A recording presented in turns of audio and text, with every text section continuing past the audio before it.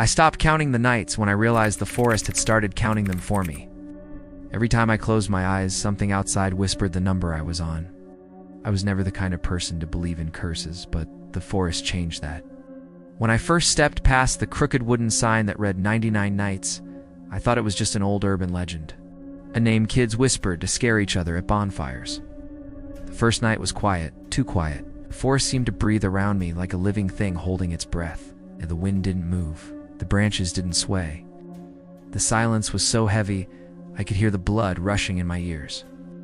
I tried to convince myself it was normal that deep in the woods, away from the highways and towns, maybe silence was natural.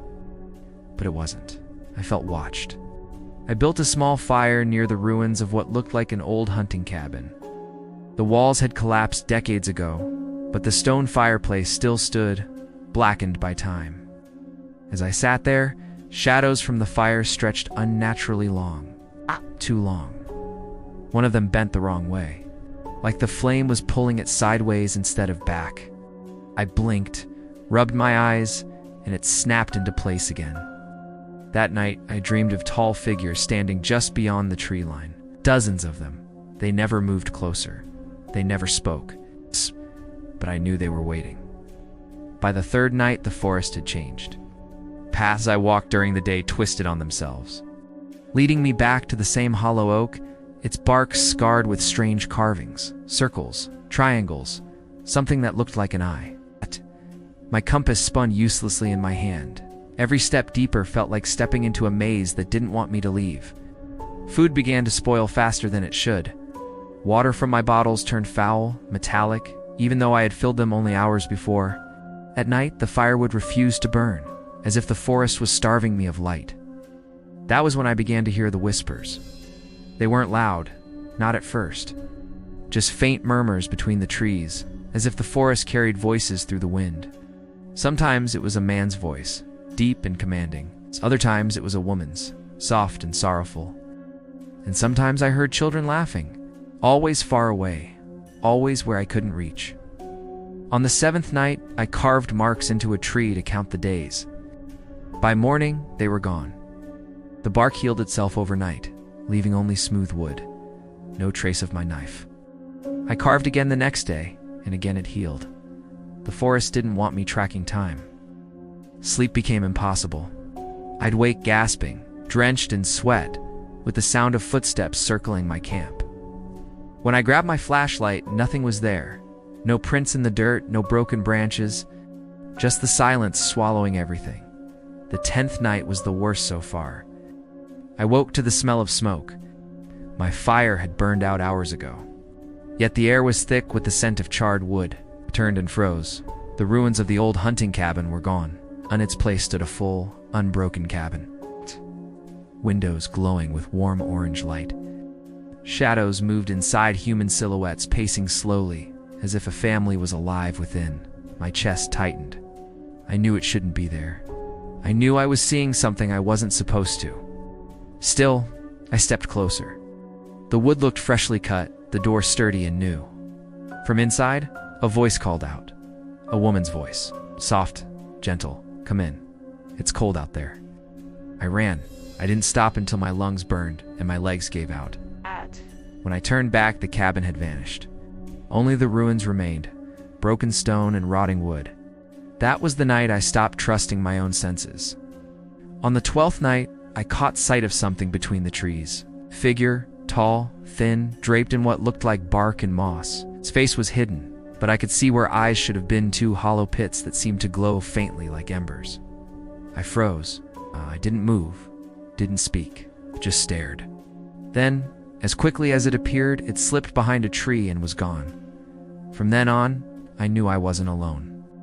The forest played with me. Some nights I heard music, a faint lullaby carried through the branches. Other nights, I found objects that shouldn't have been there.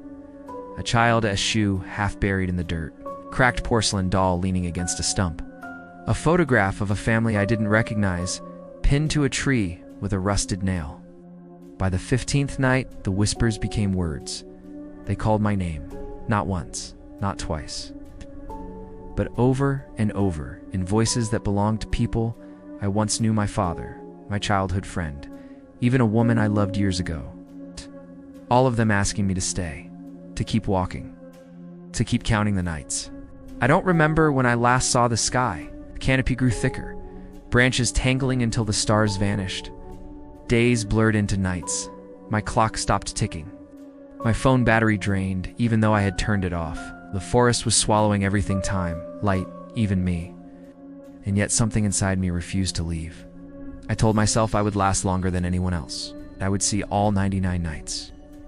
But a deeper part of me knew the truth. No one who stayed in this forest ever left.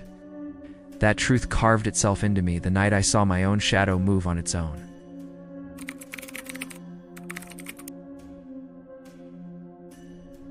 The second week in the forest felt heavier than the first. Every night stretched longer. Every sound carried sharper edges. The group tried to maintain normal routines, gathering wood, fishing, marking the days with scratches on a log, but something was shifting. The forest itself seemed alive, aware, almost waiting. On the 12th night, Daniel woke to the sound of leaves crunching outside the tent. At first, he thought it was one of his friends stepping away for a bathroom break. But the sound lingered, circling, deliberate. He held his breath and listened. The rhythm wasn't human. It was too slow, too heavy, too careful. Something or someone was pacing around them. When dawn came, they found deep impressions in the earth. Not quite footprints, not quite animal tracks. Long indentations, like something dragging toes or claws behind it. Nobody wanted to admit what they were thinking, but everyone's eyes told the same story. Something had been watching. By the 15th night, exhaustion took hold. They began arguing over small things: who cooked, who slept, who stayed on watch. Fear wore them down, carving cracks into their unity. That was the night Hannah swore she saw a figure between the trees. She pointed, voice trembling. Right there. Someone standing there. The others looked, but by the time they turned, the figure was gone. Just shadows, just silence. But Hannah wouldn't let it go. She described it in detail. Tall, thin, with a head that seemed slightly too small for its body. It didn't move like a person, she said. It just stared. On the 18th night, they built a larger fire, hoping light would keep the fear at bay. But fire brought no comfort. Daniel woke again to noises: the snap of branches, the shuffle of leaves. This time he saw it, silhouette between the pines. Standing motionless, watching. The firelight barely reached its outline, but the shape was wrong. Too long, too still, he whispered to the others. They turned their heads slowly, afraid to look. For a moment, all four of them saw it together, a shape at the tree line, staring. Then, as if it had never been there, it slipped into the dark. After that night, sleep was impossible. They took turns staying awake, watching the forest. But no matter how vigilant, the presence never left. It didn't approach, didn't attack, just watched. Always at the edge of the firelight. By the 22nd night, paranoia consumed them. Every sound became a threat. They whispered among themselves, questioning if the figure was real, or if the forest was playing tricks on their minds. But the tracks, the long, dragging impressions in the soil, proved otherwise. Something walked out there. Something circled them every night. On the 24th night, Sarah broke down. She screamed into the woods, demanding it show itself, demanding answers. The forest responded with silence.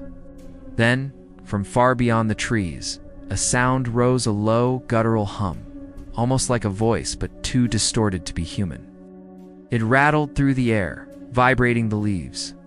They all froze, too terrified to move. The sound faded, but the damage was done. Sarah wouldn't speak again for days. By the 27th night, food was running low. Their faces grew hollow, their movements sluggish. The forest gave less and less. Traps came up empty. Berries seemed to vanish. It was as if the forest itself was starving them. One morning, they discovered something chilling. The scratches on their log, the marks they carved each day, had been altered, lines that didn't belong, as if someone else was keeping count. On the 30th night, the watcher came closer. Daniel woke to see it standing just beyond the fire, clear this time, its skin pale, its limbs too long, its head cocked at an unnatural angle, hollow eyes reflecting the fire's glow. He couldn't move, couldn't breathe. He just stared until the figure slowly raised a hand and pointed at him. Daniel screamed, waking the others. But when they looked, the figure was gone. Only the trees swayed in the cold night air. After that, Daniel was never the same. His eyes darted constantly. His voice cracked when he spoke. He whispered to himself, muttering numbers, counting days, counting nights, counting something nobody else understood. By the 36th night, the group was unraveling. Sleep-deprived, starving, paranoid, they began to fear each other as much as the thing in the woods. Hannah accused Sarah of leading them into the forest on purpose, of knowing what was out here. Sarah shouted back, her voice raw, insisting she wanted out as much as anyone. The arguments turned violent, a shove, a slap, then silence. Each of them realized it wasn't just the forest that would kill them, it was themselves, but the figure never left. Every night, without fail, it returned, sometimes far, sometimes near, always watching, always waiting. By the 40th night, Daniel disappeared. No one saw him leave, no one heard him scream. His sleeping bag was empty, his belongings untouched. The only trace was a set of deep, dragging footprints leading into the woods.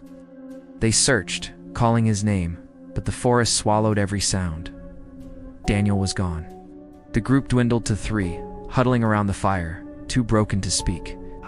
Every crack of a branch, every whisper of wind felt like him out there taken. Changed, or worse, joining whatever haunted them. And so the nights stretched on, the watcher never leaving, the forest never giving, and the survivors counting down the days, waiting for an end they couldn't escape.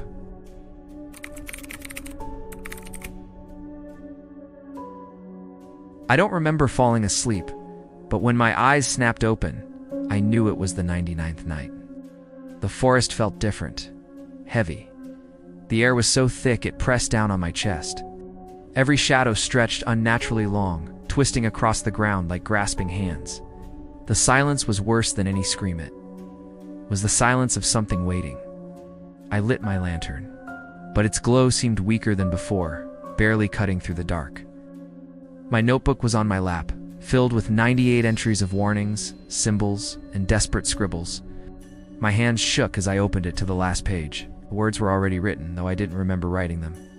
On the 99th night, the forest takes what it is owed. The realization hit, me had never been alone here. The whispers, the figures, the endless sense of being watched.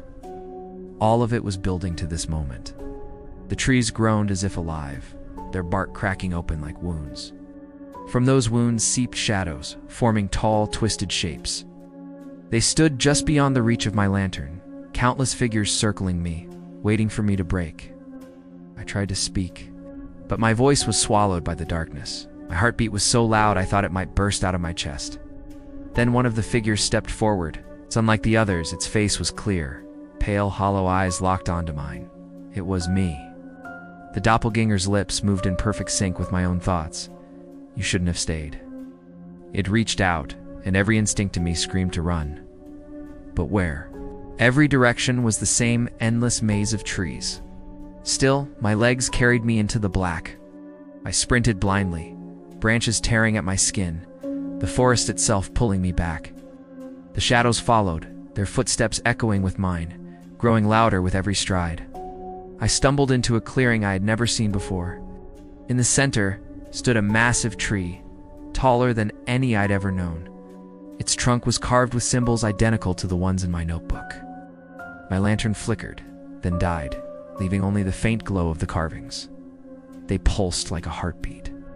A voice not whispering this time, but deep and thunderous rolled through the clearing. 99 nights. The dead is due. The ground cracked beneath me, roots writhing like serpents. They wrapped around my ankles, pulling me down into the earth. I clawed at the soil, screaming, but the forest did not care. The shadows surrounded the tree, chanting in a language I couldn't understand. My double stood among them, smiling, as if I had finally given him what he wanted. As the dirt closed over my face, I felt the forest seep into me, my lungs filling with black soil, my eyes burning with the light of the carvings. The last thing I saw was the great tree splitting open, revealing not wood but a yawning mouth filled with endless darkness. Then silence. When I opened my eyes again, I wasn't in the clearing. I was sitting at the fire, notebook in hand, just as on the first night. The fire crackled, the forest loomed, and the page before me was blank. A chill washed over me. My body felt wrong, lighter, hollow. I glanced at my hands. They were pale, almost translucent. Behind me, I heard footsteps, slow and deliberate. I turned. A stranger walked into the camp, their eyes wide with confusion, clutching a backpack. I tried to call out to warn them, but no sound left my throat. My notebook flipped open on its own, and new words appeared in shaky handwriting. Night 1. That's when I understood. The forest doesn't just kill, it replaces. Someone must always remain to record the nights, to lure the next soul deeper in. The cycle never ends, and now, it's my turn to watch.